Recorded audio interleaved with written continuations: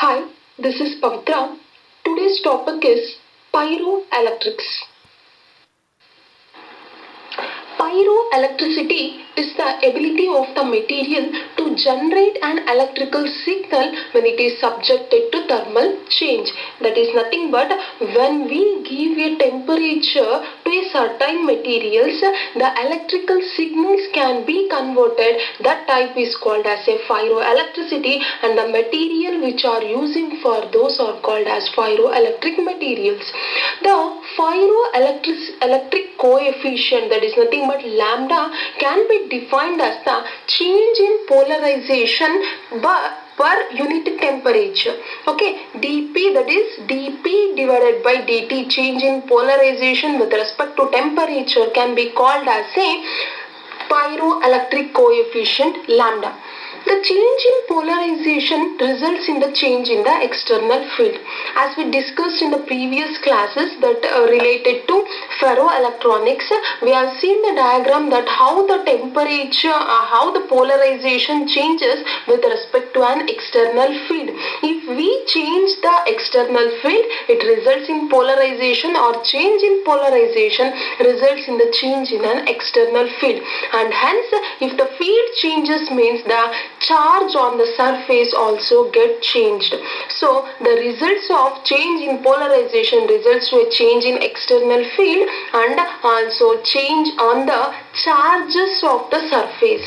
As it is possible to detect a charge of 10 to 16 coulomb with a suitable electrometer. If we consider an electrometer, we can detect a charge of 10 to 16 coulomb with the temperature changes as the small, that is 10 to 6 degrees Celsius, can be measured by using the pyroelectric effect. That is, in example, in case of a tournament, we can measure the temperature along with the polarization. That is nothing but changes in the. Next, pyroelectric materials, a special case of materials which is subset of piezoelectric materials. That is nothing but piezoelectric materials means the materials which are polarized by applying of external stress, that is called as piezoelectric materials. This pyroelectric materials is a subset of, which is one of the subset of piezoelectric materials, are polarized spontaneously.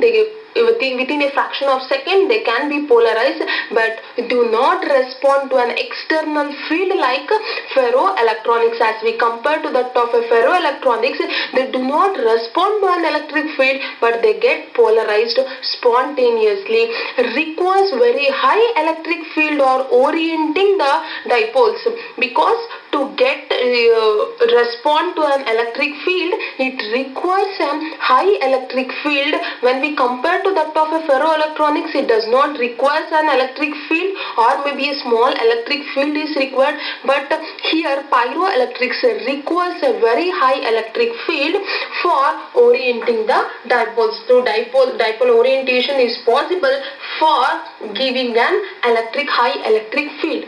Next, the field required is so high that the material reaches an electrical breakdown before it can get polarized. See, this is the defect or the default of the pyroelectricity. It requires a high electricity. Therefore, the materials can be breakdown. The material reaches before reaching that of an highly polarized one. It can be break down before it can get polarized. But when the temperature is changed, the polarization of a crystal changes. It respond to that of a temperature. Temperature changes means polarization also changes. But if high electric field is required, no, for that case the breakdown appears before it can reach the polarization. For example, in the case of Li and BO3, it can be possible. Next are properties. a unique polar axis. It is the first property is unique polar axis. There is only one polar axis which is possible in case of this ferroelectronics, in case of this pyroelectronics, which means polarization is along a certain axis, only one certain axis. If it is x-axis, y-axis or z-axis, only a unique polarization can be takes place. Next, polar axis may or may not be reversible. It may reversible or may not be reversible, but in ferroelectronics we have to compare with the ferroelectronics. There it will be reversible, but in case of ferroelectronics it is may be or may not be reversible by reversing the direction of applied field. If the applied field direction changes, means there may or may not be reversible. Next, exhibit non-centrosymmetric. There in case of ferroelectronics, they exhibit centrosymmetric. In these cases, they does not exhibit centrosymmetric, exhibits non-centrosymmetric. Pyroelectronic materials exhibit pyroelectricity when the temperature, that is T, is greater than that of a Curie temperature Tc. There in the last sessions, that is in case of ferroelectronics, we have discussed this topic, that is if the temperature is less than that of a Curie temperature, there appears called as a ferroelectric materials. But in case of pyroelectric materials, the temperature should always be greater than that of a Curie temperature. These are the certain properties of ferroelectronics.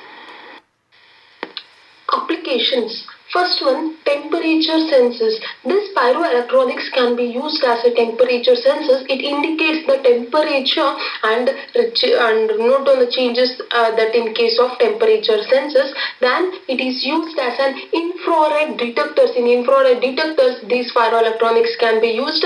Third one, pyroelectric image tubes. For these pyroelectric image tubes, the pyroelectronic. Okay, thank you for watching this video.